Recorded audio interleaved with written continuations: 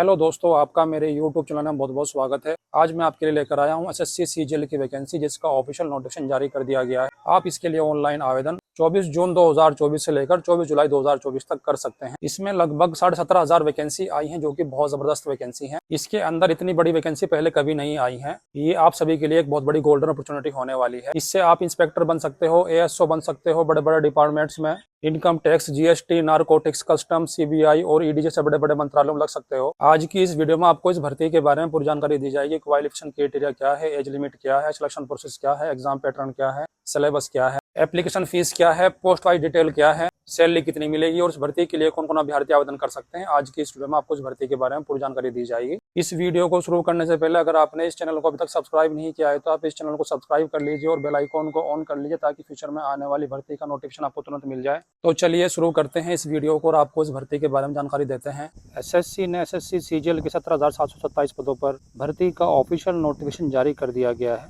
आप इसके लिए ऑनलाइन आवेदन 24 जून 2024 से लेकर 25 जुलाई 2024 तक कर सकते हैं। आपका exam tyre 1 computer based examination conduct करवाया जाएगा सितंबर अक्टूबर के महीने में, और आपका tyre 2 computer based return exam conduct करवाया जाएगा दिसंबर 2024 में।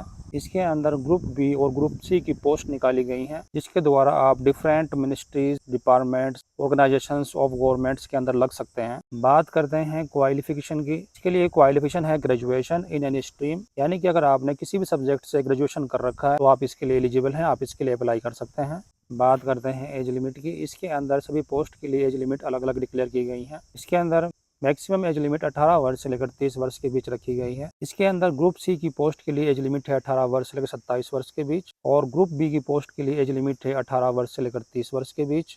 किसी पोस्ट के लिए एज लिमिट 20 वर्ष से लेकर 30 वर्ष के बीच रखी गई है। आयु की गणना 1/8/2024 को आधार मानकर की जाएगी। ओबीसी को 3 साल, SC ST को 5 साल, PWD अनरिजर्व्ड को 10 साल, PWD OBC को 13 साल, PWD SC ST को 15 साल और एक्स सर्विसमैन को 3 साल की छूट दी जाएगी। और डिफेंस पर्सनल जो कि डिसेबल हो गए हैं किसी ऑपरेशन के दौरान, उनको एज लिमिट के अंदर 3 साल की छूट मिलेगी। और defence personal in operational during hostilities with any foreign countries, यानी कि डिफेंस पर्सनल अगर डिसेबल हो गए हैं फॉरेन कंट्री के अंदर किसी ऑपरेशन के दौरान, तो उनको एज लिमिट के अंदर 8 साल की छूट मिलेगी। इसके अलावा अगर आप सेंट्रल गवर्नमेंट एम्प्लॉयज़ हैं और आपकी सर्विस लगातार 3 साल की हो चुकी है तो आप 40 साल की एज तक अप्लाई कर सकते हैं। वहीं सेंट्रल गवर्नमेंट एम्प्लॉयज़ जो कि SC ST कैटेगरी के हैं और उनकी सर्विस 3 साल की हो चुकी है, 45 साल की एज तक इसके लिए अप्लाई कर सकते हैं। Widows, divorce women judicially separated and who are not remarried, ऐसी महिलाएं जिनका डाइवोर्स हो चुका है और उन्होंने दोबारा शादी नहीं की है, तो वो 35 साल की एज तक इसके लिए अप्लाई कर सकती हैं। और ऐसी महिलाएं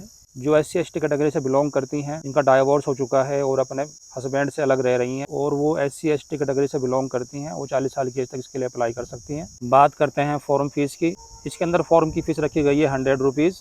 इसके अलावा वुमेन कैंडिडेट्स और जो कैंडिडेट्स SC या ST कैटेगरी से बिलोंग करते हैं या PWD कैटेगरी से बिलोंग करते हैं या एक्स सर्विसमैन हैं, उनको फॉर्म की फीस के लिए छूट दी गई है। इसके लिए क्वालिफिकेशन है graduation in any stream in any subject, और आपकी कोई परसेंटेज हो आप इसके लिए अप्लाई कर सकते हो। बात करते हैं एग्जाम पैटर्न की। इसके अंदर 2 एग्जाम होंगे। दोनों एग्जाम आपके कंप्यूटर बेस्ड रिटर्न एग्जाम होंगे। टायर 1 एग्जाम आपका क्वालिफाइंग नेचर का होगा। टायर 1 को क्वालिफाई करने वाले ही टायर 2 एग्जाम देंगे। बात करते हैं सिलेबस की। टायर 1 एग्जाम के अंदर जो सिलेबस रहेगा इस प्रकार रहेगा। जनरल इंटेलिजेंस एंड रीजनिंग के 25 क्वेश्चन आएंगे 50 मार्क्स के। जनरल अवेयरनेस के 25 क्वेश्चन आएंगे 50 मार्क्स के। क्वांटिटिव एप्टीट्यूड के 25 क्वेश्चन आएंगे 50 मार्क्स के। इंग्लिश कंप्रीहेंशन के 25 क्वेश्चन आएंगे 50 मार्क्स के। टाइम आपको 1 घंटे का मिलेगा। सभी क्वेश्चन ऑब्जेक्टिव टाइप होंगे, मल्टीपल चॉइस क्वेश्चन होंगे। सभी क्वेश्चन इंग्लिश और हिंदी में होंगे और नेगेटिव मार्किंग 1/4 रहेगी। बात करते हैं टायर 2 एग्जाम की। इसके अंदर एक क्वेश्चन के लिए आपको 3 नंबर दिए जाएंगे। इसके अंदर टायर 2 एग्जाम जो रहेगा आपका 3 पार्ट्स के अंदर डिवाइडेड रहेगा। सेक्शन 1 के अंदर मॉड्यूल 1 के अंदर मैथमेटिक्स के 30 क्वेश्चन आएंगे। मॉड्यूल 2 के अंदर रीजनिंग एंड जनरल इंटेलिजेंस के 30 क्वेश्चन आएंगे।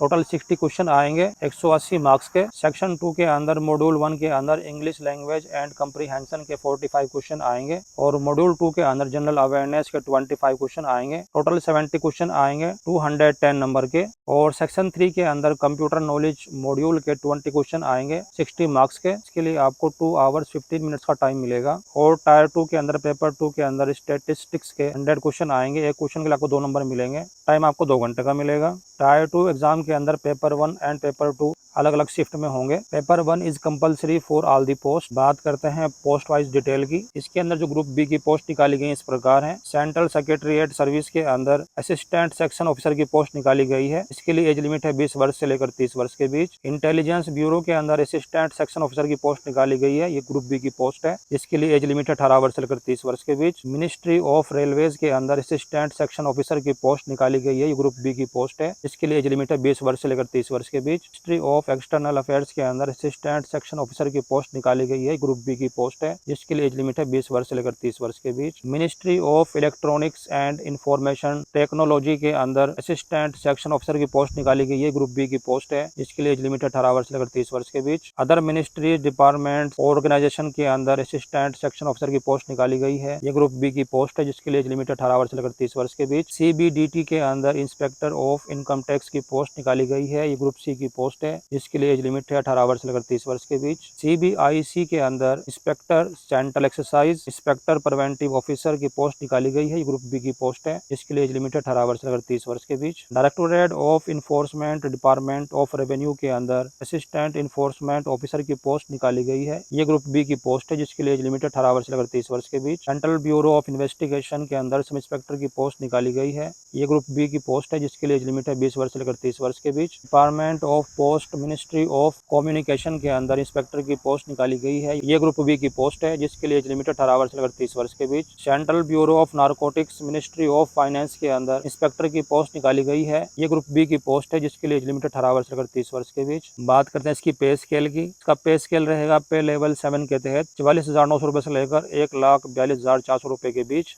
अब बात करते हैं ग्रुप सी की पोस्ट की। इसके अंदर ऑफिसर एंड C&AG के अंदर ऑडिटर की पोस्ट निकाली गई है। ग्रुप सी की पोस्ट है, इसके लिए एज लिमिट 18 वर्ष से लेकर 27 वर्ष के बीच। ऑफिसर अंडर CGDA के अंदर ऑडिटर की पोस्ट निकाली गई है। ये ग्रुप सी की पोस्ट है, जिसके लिए एज लिमिट 18 वर्ष से लेकर 27 वर्ष के बीच। अदर मिनिस्ट्री एंड डिपार्टमेंट्स के अंदर ऑडिटर की पोस्ट निकाली गई है। ये ग्रुप सी की पोस्ट है, जिसके लिए एज लिमिट 18 वर्ष से लेकर 27 वर्ष के बीच। ऑफिस अंडर C&AG के अंदर अकाउंटेंट की पोस्ट निकाली गई है। ग्रुप सी की पोस्ट है, जिसके लिए एज लिमिट 18 वर्ष से लेकर 27 वर्ष के बीच। कंट्रोलर जनरल ऑफ अकाउंट्स के अंदर अकाउंटेंट की पोस्ट निकाली गई है। ये ग्रुप सी की पोस्ट है, जिसके लिए एज लिमिट 18 वर्ष से लेकर 27 वर्ष के बीच। अदर मिनिस्ट्री डिपार्टमेंट्स के अंदर अकाउंटेंट जूनियर अकाउंटेंट की पोस्ट निकाली गई है, जो ग्रुप सी की पोस्ट है, जिसके लिए एज लिमिट 18 वर्ष से लेकर 27 वर्ष के बीच। बात करते हैं इसके पे स्केल की। पे स्केल रहेगा पे लेवल 5 के तहत 29,200 रुपए से लेकर 92,300 रुपए के बीच। इसके अलावा department of post ministry of communication के अंदर पोस्टल असिस्टेंट सॉर्टिंग असिस्टेंट की पोस्ट निकाली गई है। ग्रुप सी की पोस्ट है, जिसके लिए एज लिमिट 18 वर्ष से लेकर 27 वर्ष के बीच। Central government office ministries other than CSCS cadres के अंदर senior secretariat assistant upper division clerk की पोस्ट निकाली गई है। ग्रुप सी की पोस्ट है, इसके लिए एज लिमिट 18 वर्ष से लेकर 27 वर्ष के बीच। Military engineering services ministry of defence के अंदर सीनियर एडमिनिस्ट्रेटिव असिस्टेंट की पोस्ट निकाली गई है। ग्रुप सी की पोस्ट है, इसके लिए एज लिमिट 18 वर्ष से लेकर 27 वर्ष के बीच। CBDT के अंदर टैक्स असिस्टेंट की पोस्ट निकाली गई है। ये ग्रुप सी की पोस्ट है, जिसके लिए एज लिमिट 18 वर्ष से लेकर 27 वर्ष के बीच। CBIC के अंदर टैक्स असिस्टेंट की पोस्ट निकाली गई है। ये ग्रुप सी की पोस्ट है, इसके लिए एज लिमिट है 18 वर्ष से लेकर 27 वर्ष के बीच। Central bureau of narcotics ministry of finance के अंदर सब इंस्पेक्टर की पोस्ट निकाली गई है। ये ग्रुप सी की पोस्ट है, जिसके लिए एज लिमिट 18 वर्ष से लेकर 27 वर्ष के बीच। टोटल पोस्ट जो रहने वाली है 17,727 पोस्ट रहने वाली हैं, जो कि बहुत ही बम्पर वैकेंसी निकाली गई है। इतनी ज्यादा वैकेंसी पहली बार आई है। ये आप लोगों के लिए गोल्डन अपॉर्चुनिटी है अपने सपनों को साकार करने की, अपनी फैमिली के सपनों को पूरा करने की। ये ऑल इंडिया वैकेंसी है, परमानेंट जॉब है, मेल और फीमेल दोनों इसके लिए अप्लाई कर सकते हैं। आप इंडिया किसी भी स्टेट से बिलोंग करते हैं, आप इंडिया किसी भी स्टेट से रहने वाले हैं, आप इसके लिए अप्लाई कर सकते हैं। इसके अलावा अगर आपको इस भर्ती के बारे में कोई डाउट है तो आप कमेंट बॉक्स में पूछ सकते हैं, और ऐसी आने वाली भर्ती की जानकारी के लिए चैनल को सब्सक्राइब करना ना भूलें। तो मिलते हैं नेक्स्ट वीडियो में नई भर्ती की अपडेट के साथ, तब तक के लिए जय हिंद।